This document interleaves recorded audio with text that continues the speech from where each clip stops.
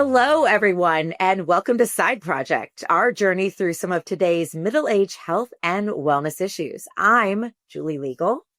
Hi, and I'm Ruthie Miller. And as always, we're here to talk about all the crazy things that keep coming up in conversations with our friends. This season, we're focusing on ways we can kind of maximize our health and stay what we like to say, stronger for longer. And today we are going to talk about sugar. And sugar is sort of one of our most requested topics. And I think when I've been telling people, in the past week or two, we're doing a session on sugar, they always take one of two paths. Half the people say, yes, I need this. You need to help me detox from sugar. And the other half says, but sugar is my best friend. Don't tell me anything I don't want to hear. And I really do feel like, Ruthie, it's a little bit of like a personal attack that you're having me co-host with you today, because you know that like sugar is my weak spot. Like I have gummy candy hidden around my home. I know you're going to make fun of me 10 times today about how all my vitamins are in gummy form. Sadly, my SSRIs and hormones are not, but I'm optimistic, and I have a C's Candies on my corner where they know me and my children by name. So I can't wait to be basically destroyed and have to change my entire life after this. But Ruthie, you've had to change your life a lot lately. Like you've had some big changes when it comes to sugar, some that started during your pregnancy and then sort of recently some other things. Yeah, I've been off the sugar bandwagon, I should say, for almost 15 years now. I've had gestational diabetes 3 times. I wear a glucose monitor. I am pretty much completely insulin resistant at this point, and I do take metformin to help me stave off the diabetes and pre-diabetes. But it is coming for me. I see that, and it's huge. I often wonder. I think about this a lot, like in all the books. I know Julie's a reader, and in all the books we used to read growing up, like Little House on the Prairie, when little Laura Ingalls Wilder would have one stick of candy every year for Christmas. And that was like her joy for the whole year. And now there is sugar all over the damn place. I mean, we cannot get away from it. And, Yeah, but Pa was really bad at farming. So was that the way it was? Or was it just that Charles Ingalls was a poor businessman? Correct. And that was always Nellie's brag, is that she had candy anytime she wanted because her parents owned the store. So she could always. Well, Nels and Harriet were tycoons of Walnut Grove. We should do a Little House episode. It is interesting though. I mean, sugar it's so available. I even think when I was a kid and I'd get like a candy bar at Halloween, and now it just feels like candy is everywhere and in so many different forms. And like my kids sort of expect it. And I know that that's not a great thing and probably something we need to work on. Well, and today we have with us Dr. Courtney Peterson. Dr. Peterson is an associate professor of nutrition at Harvard's Chan School of Public Health. She is an internationally recognized expert in intermittent fasting. In fact, she was the first person ever to test early time-restricted eating in humans. She has a seriously impressive resume, including 5 degrees. And as Julie and I discussed, we have 5 between us. So Julie takes plus 2 of us to make one Dr. Courtney Peterson. Yes. So I think we are a little outmatched today, which I've always thought Julie is the smartest person I know. And today we know Courtney. So Julie, you've been knocked off that pedestal. Anyway, welcome. Welcome, Dr. Peterson. Yeah. Thank you so much for having me. I think this will be a fun conversation today. Yes. Well, thank you so much for joining us. Let's dive right in. One of your main focus areas is cardiometabolic health. What the heck is cardiometabolic health? And why is it something we need to think about, overall, but especially as we age? Yeah, great question. So in the United States, the leading sort of cause of death is cardiovascular disease by far. And then diabetes is up there too. And what we've sort of learned is, it's almost half of the American public has hypertension. So massive numbers of people, and about 11 or 12% have diabetes. And the really interesting thing that we sort of learned over the last decade is the 2 diseases are far more interlinked than we ever thought. And so, for instance, there's some research showing that about 90% of patients with heart disease have what's called insulin resistance. And insulin resistance is basically a blood sugar problem. It's this sort of fancy term, but what it basically means is the blood sugar hormone insulin has trouble moving sugar out of your bloodstream and into your cells. So that sugar kind of backs up in your bloodstream and raises your blood sugar levels. And so what we've learned now is these diseases are so intertwined, we need to almost think about them as one and the same disease. And in fact, it's something like, the vast majority, so I think it's something about 70% of all cases of diabetes we think are due to a poor diet. And it's a little bit less, but it's over half of all cases of cardiovascular disease we now think are due to diet. So it's not genetics, not exercise, not sleep, right? And so the common sort of link here is we know a poor diet can cause blood sugar problems. And it seems that blood sugar drives a lot of these different conditions we have in the body. So we now kind of collectively think of these diseases as sort of being sister diseases or going hand in hand, with diet being, the biggest driving factor. And in fact, there's such a strong link now that just in the past years, the American Heart Association is starting to also link kidney disease in there too, because a poor diet also is linked with kidney disease, and cardiovascular disease and diabetes sort of contribute to kidney disease. So they've created this new term called cardiovascular kidney metabolic health. And it's this concept that we should be thinking about them all as a cluster, that, diet and how we metabolize energy and sugar is one of the biggest common pathways linking all these diseases together and driving them. So heart, blood sugar, and kidneys. Yeah. That's what makes cardiometabolic health. Okay. Correct. We also will usually lump stroke in there too, because it's often sort of, it's a vascular. Why not? Exactly. It's all related. Yeah.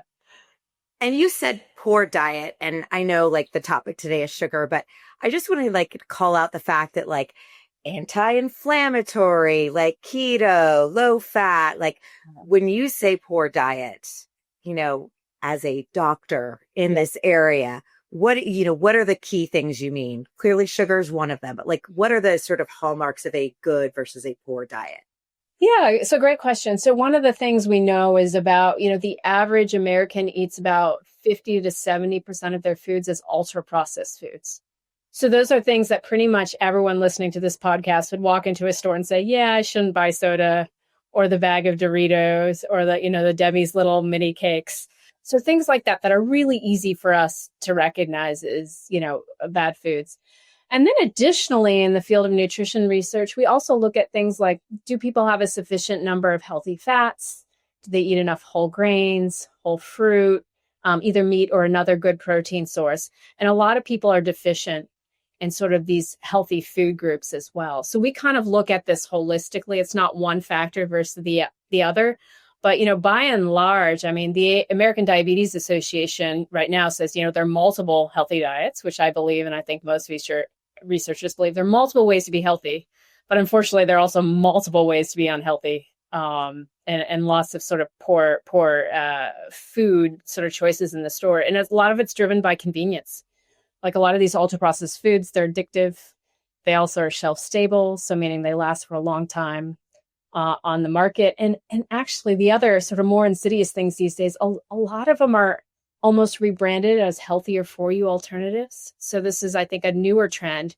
We'll say, oh, we're using all natural ingredients. And I'm like, yeah, but it's still like a chip or a cake or something like that that's going to spike your blood sugar. So all these things are sort of components of a poor diet. That's interesting and terrifying at the same time. So healthy aging has really become kind of a topic du jour lately. And I don't know if that's because we pay attention to it more now since we are in that category, or if it is actually a topic that is coming up more in our society and our culture. But you are part of something new at Harvard, which is the Healthy Aging Initiative. Can you tell us a little bit more about what that's about? Yeah, absolutely. So we are in this incredible sort of research environment at the Harvard Chan School of Public Health, where we have 9 different departments that each kind of tackle a topic related to the aging process. So I'm in the Department of Nutrition. There are other folks, faculty members or researchers in the Department of Molecular Metabolism who are understanding, like, how does the body age? How does fasting and feeding cycles or fasting and eating cycles affect the aging process?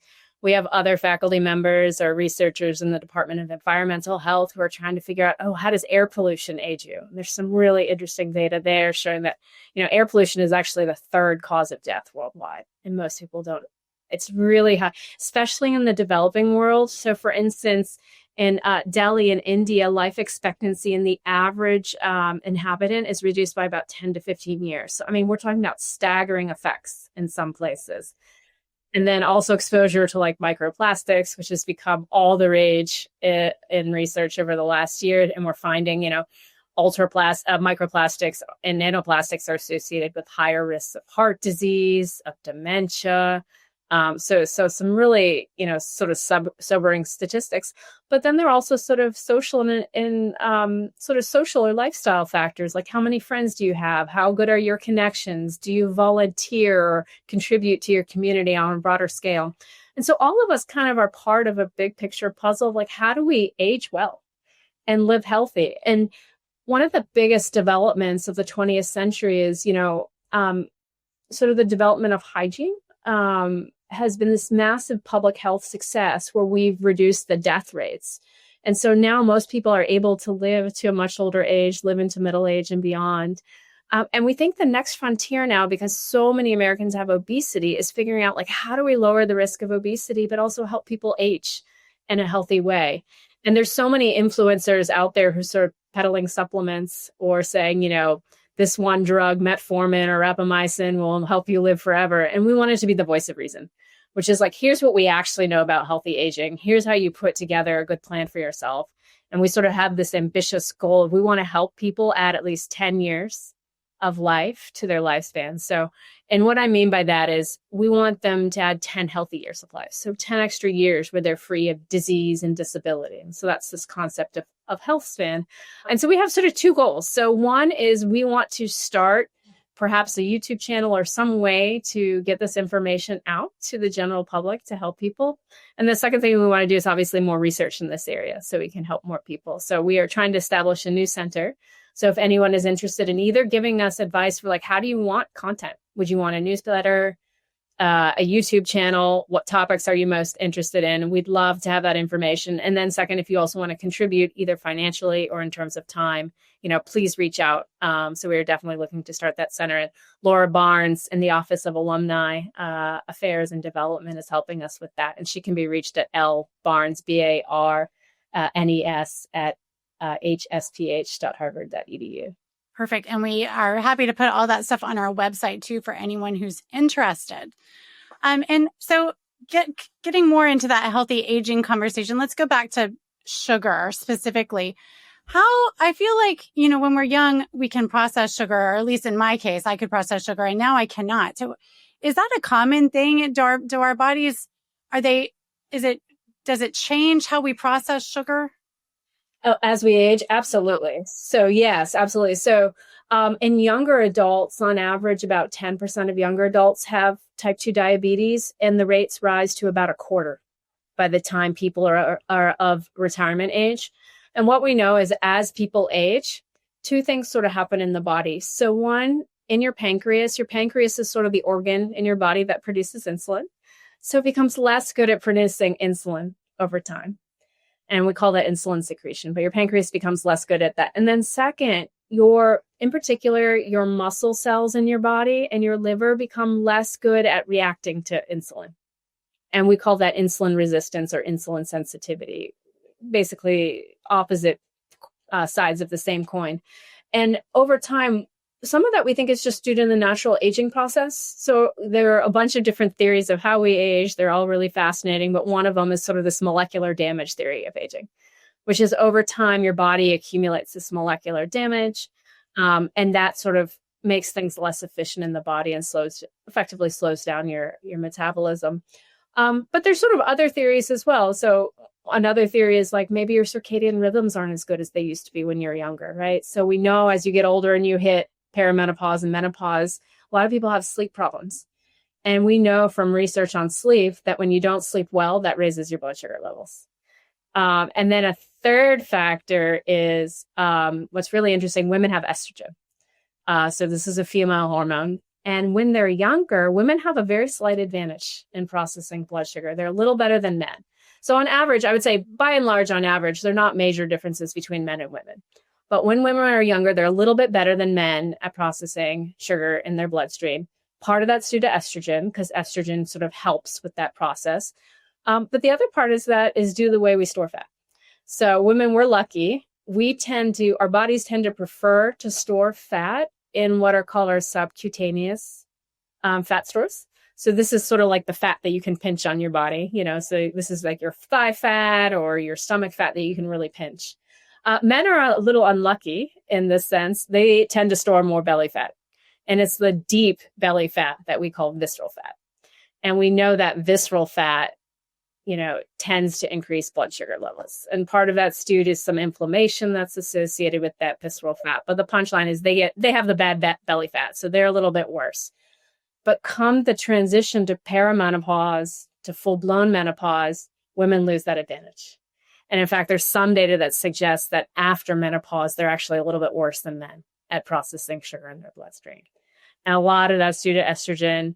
Some of it's also due to the fact that, once you hit menopause, you tend to store more fat in those deep belly fat layers as visceral fat.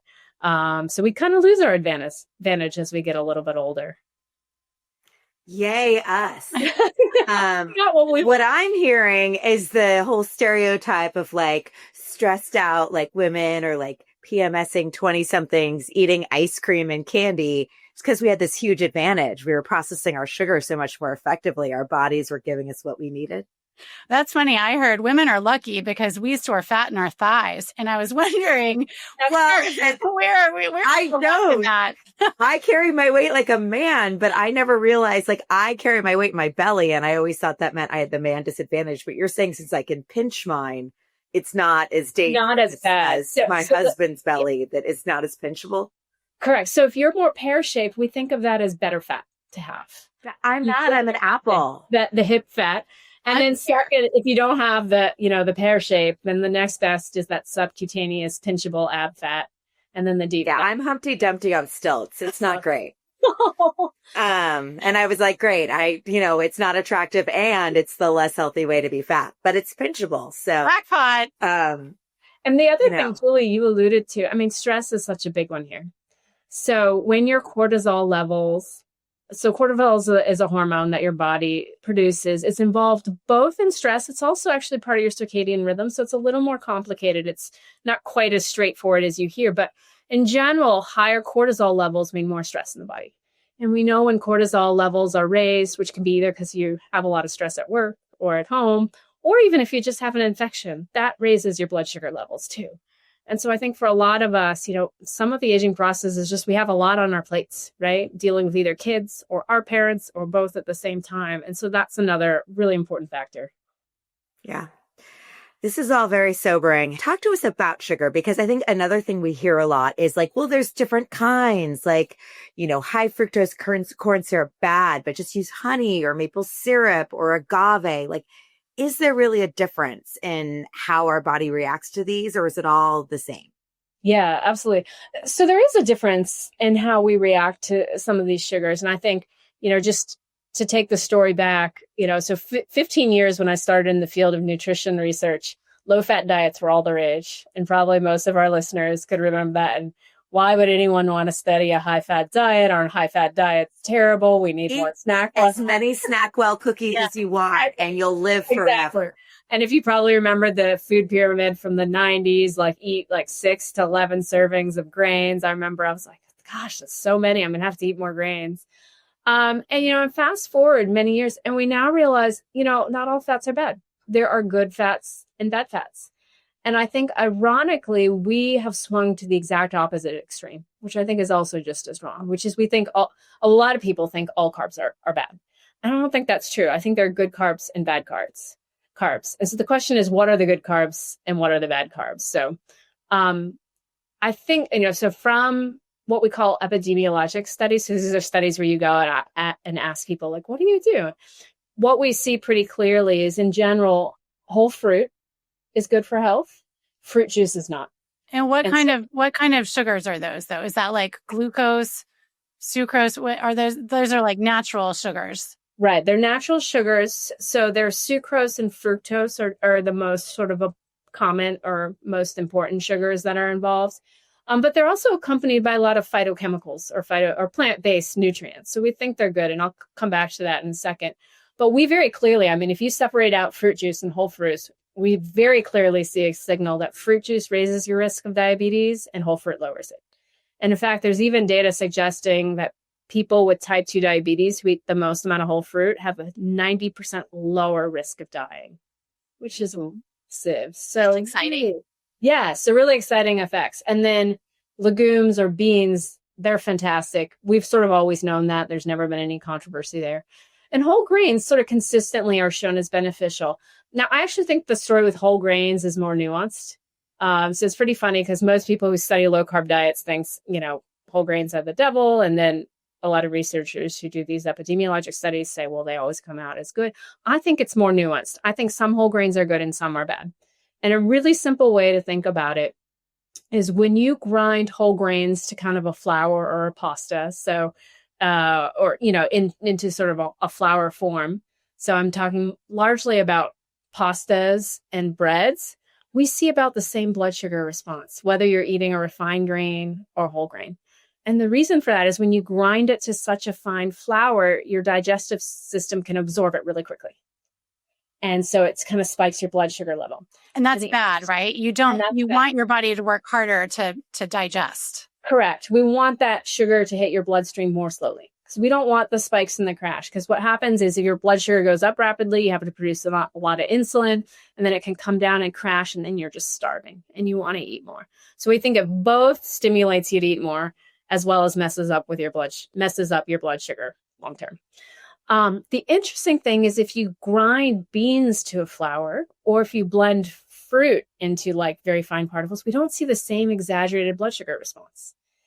And part of that is that beans and fruit are particularly high in compounds called polyphenols. And this is a class of antioxidants. And the really neat thing, or the cool thing about polyphenols, is they actually slow the rate at which your body absorbs sugar into its bloodstream. And they do that by actually binding to the little receptors that absorb sugar and take it into your body.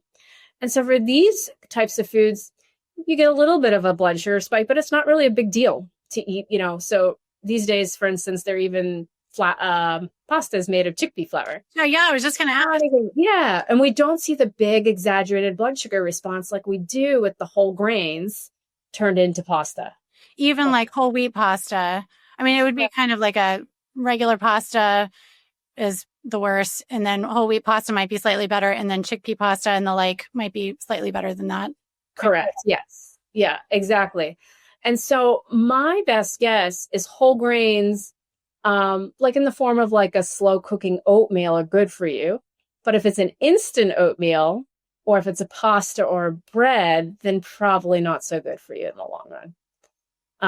And so I think the story with whole grains is nuanced, but the data we have on beans, legumes, and at least whole fruit is very compelling. Like these seem to be beneficial foods, and then fruit juice should be avoided or minimized.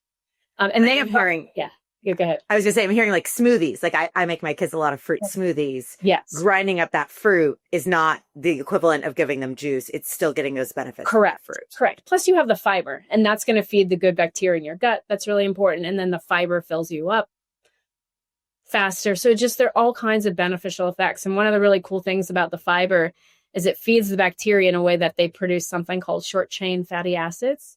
And those short chain fatty acids, at least in our studies in animals, are then taken up by the brain, where they actually slow the rate of cognitive decline.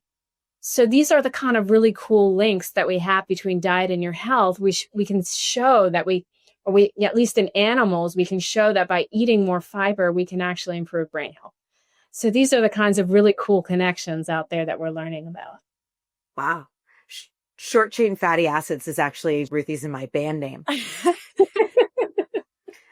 I am curious though, like specifically honey, syrup, sugar. Is my body like, it's all the same? Or, because I feel like some people are like, oh, add honey to your, to sweeten the thing and then it'll get healthier. True or not true? Yeah, honey is a little bit better, but it still probably is not as good for your blood sugar, as eating the whole fruit. There are newer products on the market. So there's something called date sugar, which is just powdered whole date. So there are some products that are a little bit better, but honey honey is going to be certainly better than like a powdered sugar you're going to buy from the store. But at least you shouldn't be thinking like, oh, this is healthy. I should eat as much as I as can. much honey as I want. Exactly. I'm really, really curious. How do you feel about artificial sweeteners? Because I feel like I read an article once, probably like 15 years ago, that like, oh, your body starts to react to it the same as sugar, so it's no good. And I know how you feel about ultra processed, but like, is throwing a Splenda to sweeten something up in much, much better for you, or is it all the devil? Yeah, we're still trying to figure this out. And some of the best research I've seen suggests that in some people, it really badly messes their blood sugar levels. And it seems to do that by affecting the healthy bacteria in their gut. And so some people, if you put them on artificial sweeteners within a week, their blood sugar levels rise. And other people aren't as responsive. So we don't know yet like who has these negative effects and who doesn't. But it's enough for me to say, like, I don't recommend them. Now, if they're a crutch to get off soda and that gets you in the right direction, I am all for it. Like, these can be powerful tools, but in the long run, I would absolutely minimize them. Wow. One of your focuses is intermittent fasting. Let's talk about that for a minute. What's the science behind intermittent fasting, and how does it help us regulate blood sugar? Yeah. And is it just skipping breakfast? Yeah. All great questions. So intermittent fasting is a sort of broad term that basically means alternating periods of eating and longer periods of fasting. And I was recently on an international consensus committee of experts, and we're defining intermittent fasting as fasting for at least 14 hours at a time. There are many types of intermittent fasting. And I like to group them into three broad categories. The first sort of approaches are where you fast for at least 24 hours at a time on water only. So these are like very common in a number of religious traditions, to pick one day a week, like a Sunday or Saturday, and to not eat anything and just drink water. Other examples of this would be, there's even an approach called alternate day fasting, where every other day you don't eat. Not something I would recommend for most of your listeners unless you have severe obesity. Seems to be very good if you have severe obesity, not feasible for like most people though. The second type of approaches we call kind of modified fasting. And that's when you eat a very low calorie diet some number of times per week or per month. And by very low calorie diet, we actually have an official definition, and it means less than 800 calories a day. And so it's a more extreme approach, but the beauty of these types of approaches is you can still eat some food, but you're getting a lot of the benefits of fasting. So examples of this, there's something called the 5-2 diet that's very popular in Europe, where you pick 2 days a week to basically eat the equivalent of one meal a day. And another example of this is the fasting mimicking diet, where you pick typically 5 days in a row to eat a very low calorie diet. And this is an approach that they're starting to test in cancer patients to see if they can actually help fast the cancer cells to help shrink them during chemotherapy and radiation. And we actually have a clinical trial that we're working on in this space too, that we're very excited about. And then the third category of approaches, the ones that most people think about when they think of intermittent fasting, are your daily intermittent fasting approaches. So this is where you eat in a shorter time period each day, which you can do either by eating breakfast later in the day and or dinner earlier in the day. And we call these approaches time-restricted eating, or TRE. I'm not a huge fan of the name because it's very jargony, but just think of them as daily intermittent fasting. And so typically we define this as eating in a 10-hour period or less every day. So fasting for at least 14 hours a day.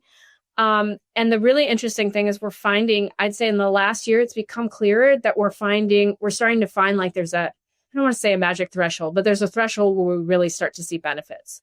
And that's eating in an 8-hour period and fasting for at least 16 hours a day, which is also known as the 16-8 diet.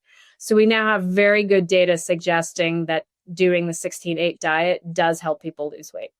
And it's not a small effect, it's a meaningful effect. So in patients or people who have obesity, they are typically losing about an extra half a pound a week. So this is equivalent to cutting your calories by about 250 calories a day. So we're quite excited by these findings. Can I have coffee if I do 16-8? Like, is that breaking the fast if I have coffee before my 16 are up? Yeah. A little controversial, even among scientists, we don't all agree. But the one thing we agree on is if you add cream and sugar to your coffee, that'll break your fast. But if you drink it black, it does not. So with the daily intermittent fasting, you can skip breakfast and do it, but you could also eat an early dinner, or you could split the difference. And the interesting thing we're finding these days is it looks like it really doesn't matter when you have that eating window, early or late, for losing weight. So you can skip breakfast, start eating at 12 p.m. and stop eating at 8 p.m. And that looks like it still helps people lose weight. But the interesting thing we're finding is if you do skip breakfast, it seems like you're missing out on some of the blood sugar lowering effects, and blood pressure lowering effects. And what I mean by that is, we know anytime you lose weight, that improves your blood sugar levels, that improves your overall cardiovascular health, and there are a ton of benefits of weight loss, even for improving your mood. But it looks like when you have your eating window early in the day, that especially improves your blood sugar levels and improves your blood pressure levels. Like, we just don't see the same benefits at least size benefits for improving your blood sugar and blood pressure when you eat later in the day. And the reason for that is your body has an internal biological clock known as the circadian system, which makes you better at doing different things at different times of the day. So we think of the circadian clock as producing these 24-hour rhythms in your metabolism. So for instance, in most people, they have their best blood sugar control in the mid to late morning. And so that actually suggests that's sort of the best time for most people to eat, because if you eat the same food in the morning, your blood sugar levels won't rise as much as they do in the afternoon and the evening. Conversely, the best time to you have your greatest muscular strength and coordination in the afternoon. So if you're like a competitive athlete, that's the best time of day to compete. You'll have your, fastest race times or your greatest muscular strength in the afternoon and the evening. And then conversely, at nighttime, your body starts to produce the sleep hormone melatonin, and that's why we sleep at night, which sounds so obvious when I say it, but the whole reason why you sleep at night is due to your circadian system. So we have these sort of optimal times of day to do different things. And it looks like the optimal time of day to eat is earlier in the day, at least in terms of improving your blood sugar and also improving your blood pressure. Wow. Okay, I have to ask, because I totally buy this intermittent fasting thing. Totally buy. You're a scientist. I'm like, I get it. I have master's in English. Yay. But Ruthie and I have now been told we have to eat like 150 grams of protein a day, or our bodies will turn into dust.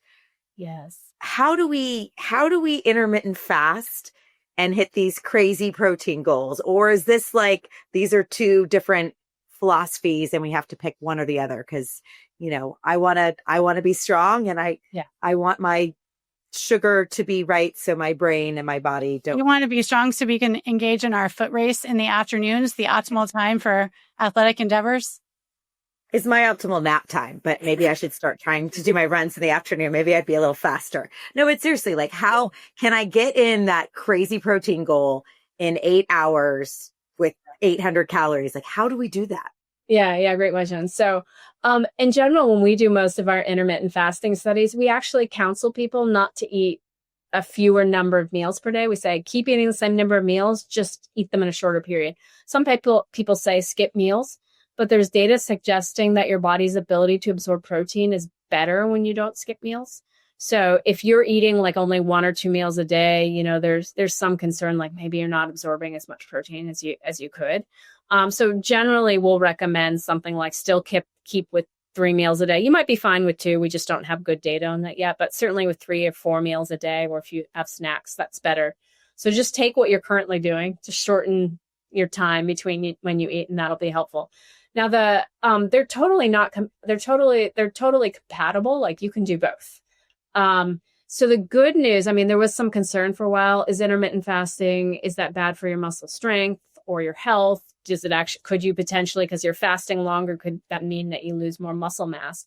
And my lab has found that it absolutely does not negatively affect your muscle mass. We've done what are called DEXA scans, and we don't see any negative effects on muscle mass. And then a wonderful research group in Australia also measured what's called protein synthesis, but they looked at a molecular level. Can your body produce as much protein as it did, before fasting? And they found absolutely no negative effects. So body was just as good as producing muscle. And then also there have been studies of athletes, and they find those athletes are able to perform just as well. And by perform, I mean their race times are just as good. Their endurance is just as good. There's also data suggesting their ability to gain strength when they're, training for strength is just as good.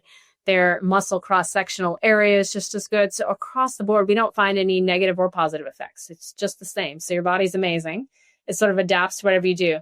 Now, there is a little bit of data, and we don't have a clear answer yet, that it may actually lower your heart rate while exercising. And so that's quite interesting. So it suggests that you perceive the exertion to be not as bad, or your body's doing something with your cardiovascular health there to like make you more efficient or sort of better adapted to exercise. So there have been, I guess, 2 studies now that have also found in older results. So older adults going back to healthy aging, that it improves what are called 6-minute walk times. So we often test like how far can older adults walk and how fast they can they move as a measure of like how good is their physical functioning. And we indeed find that intermittent fasting helps them actually be more physically active, which to me is amazing because this is a diet. We're not exercising people. So how are they getting better at these like exercise tests? So I think that's fantastic. So maybe it doesn't help someone who's a young competitive athlete, but it seems to somehow kind of slow the aging process for older adults. And the really neat thing that we've found recently is that this daily intermittent fasting does extend lifespan, and at least in animals. And so for a long time, we used to think of like the best approach for extending lifespan is calorie restriction. So calorie restriction is this idea that you cut calories maybe by 25%, and at least in animals that can extend their lifespan by like 40%. Now, there's some problems with that, like the animal's wounds sort of heal more slowly. They're less good at having offspring and things like that. But there's been a lot of there's a lot of excitement. Like, people modestly cut their calories. Can we get benefits? Can we, have a longer health span? But the really neat thing is we sort of figured out that actually some of the life extending benefits that we thought were due to eating less weren't due to eating less. They're actually due to the fact that the animals are fasting longer. And the way this all happened is when people were doing these calorie restriction studies in animals, they give all the animals the food, and the animals were so hungry, they ate their food right away. And so they ended up inadvertently fasting for longer each day.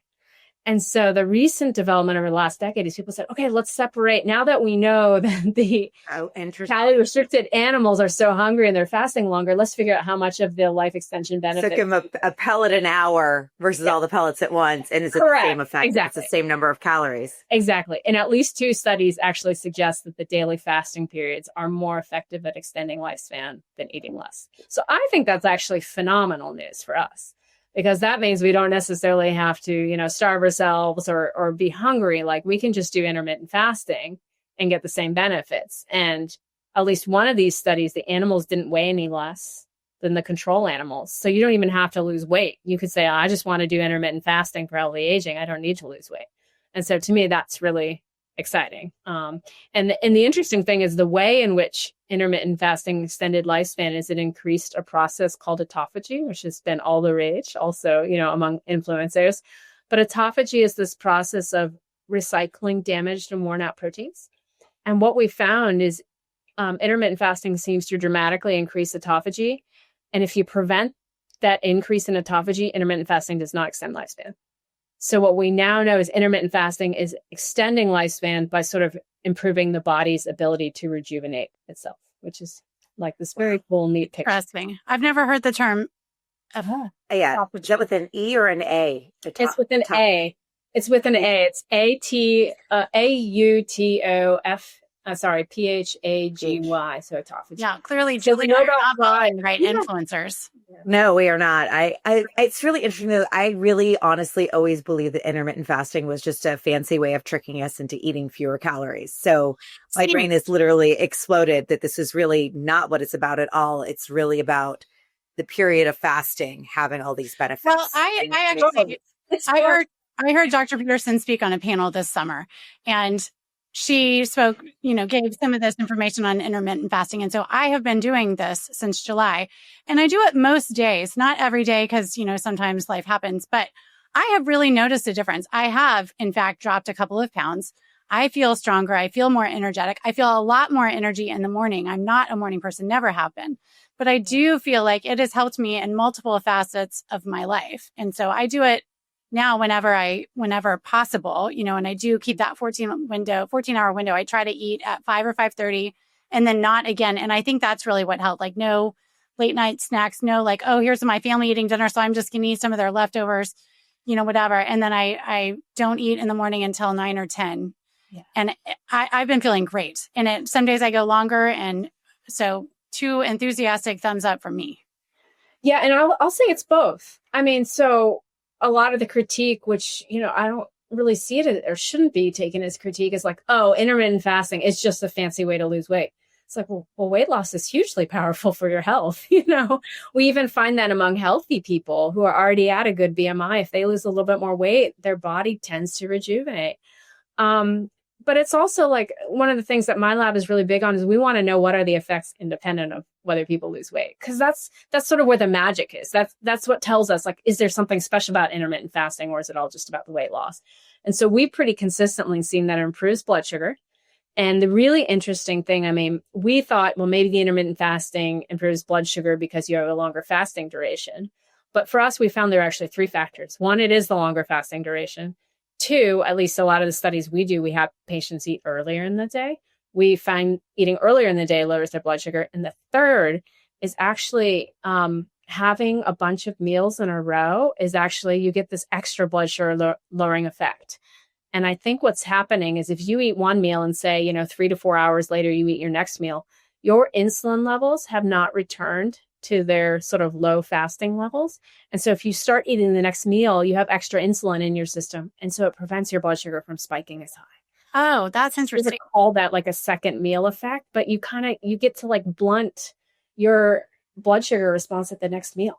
If you eat, I track my blood sugar pretty religiously. And so that's great. So now when I eat in the morning, it's usually around 9 or 10, depending on what I'm doing that day, sometimes 11. But then I do still have a lunch. Like you said, I keep my 3 meals and my blood sugar after lunch is actually not as high. And that must be why. Yeah, exactly. So I think that's part of it. So, so we're learning all these really cool things about intermittent fasting. And then my research too, we've seen big improvements in mood, which has been a little bit of a surprise for us. And in fact, I'm on a study right now testing whether intermittent fasting, actually comparing intermittent fasting versus calorie restriction for slowing the aging process. We're trying to see actually if intermittent fasting can either slow or reverse your biological age, which would be amazing.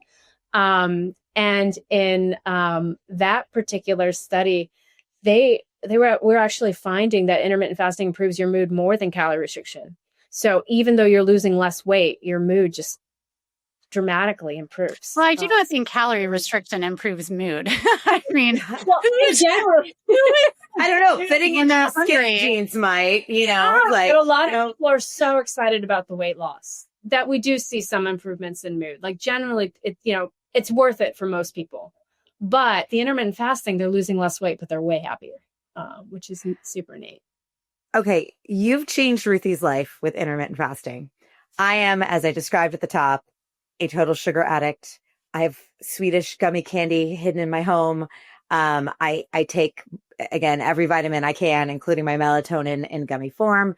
My children, my 13-year-old ate a Costco 5-pound bag of chocolate chips in under 3 days' time. Still unclear how long it took them to process that.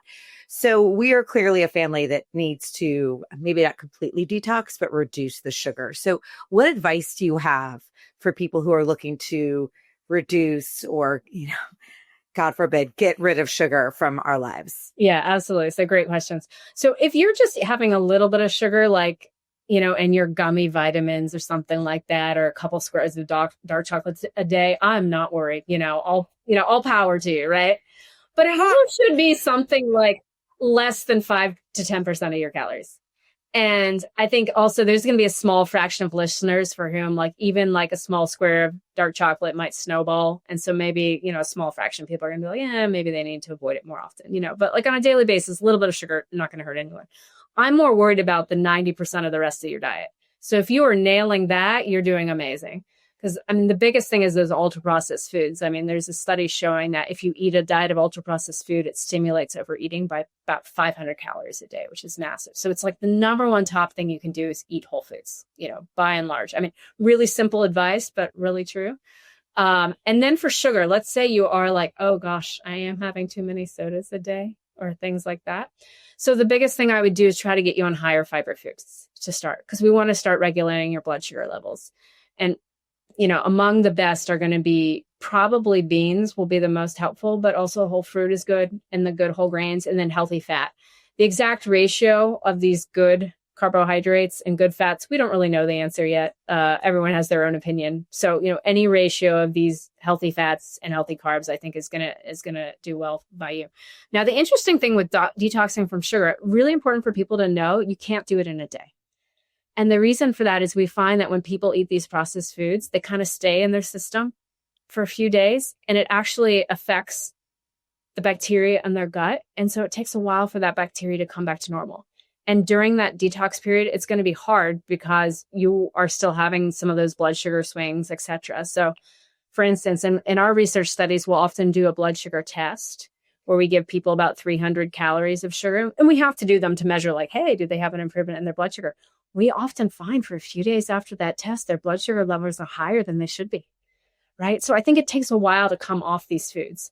So I would say, one, be patient. No, it's probably going to take like 3 to 7 days for you to start feeling like, okay, my blood sugar is coming back to normal. And during that time, I think it's tough. So you want to use strategies that are like, let's focus on whole foods, especially those high fiber foods. And then I would also use exercise as your friend. That's also going to help lower your blood sugar. If you can take a walk after a meal, if you can do strength training, anything. And I would say the minimum dose is at least 20 minutes. That's when we really see some of these blood sugar benefits kicking in. And then substitute. I mean, if you have a huge sweet tooth, try having some fruit or, a smoothie or something like that. Try to figure out like, what are those things that hit that fix? And then as a global strategy, some people do best cold turkey. Some people need to, go slowly. And that's a personal decision. You just need to figure out what works best for you. And if you try one and it's not working, try the other. Like if the cold turkey is not working, try doing it gradually. If the gradually is not working because there's just too many temptations, try cold turkey and then just, stick it out. But it will be a little bit harder before it gets easier. The temptations are very real. I mean, they are everywhere. It's so hard. Absolutely. And a lot of times I worry not just about myself, but my children. And I'm talking about the big looming thing, which is Chick-fil-A, which is, every kid loves Chick-fil-A and it's so easy. And you think, oh, it's chicken nuggets, like it's protein. But, that's where I feel a lot of pull. Like I can do this stuff for myself or, myself, not that bad. But, my children, I worry about my children in the fast food and the ultra processed foods. Yes. As much as you can avoid that. So, I mean, anything that you have to go home cook yourself, nearly all of that's going to be okay. Anything that's packaged with flour, added fats, added sugar is not. And then I often get asked the questions, given that intermittent fasting is so powerful, does it matter what you eat? And the answer is yes, it absolutely does. And the really interesting thing is we find that actually it's especially bad to eat the ultra processed foods at night. So if in particular you can eat them early in the day, you're going to get less of a bad blood sugar response. And that again is due to the circadian system. But I think diet quality probably still matters more than when you eat. So eating a healthy diet probably matters more than when you eat.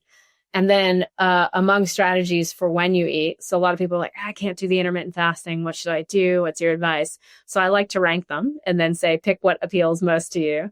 So my top strategy for folks who want to go the full 9 yard is, the sort of best meal timing approaches involve eating both early in the day and doing the intermittent fasting. So if you're willing to go those 9 yards, full 9 yards, do intermittent fasting, eat in an 8-hour period or less early in the day, meaning finish dinner by 6 p.m.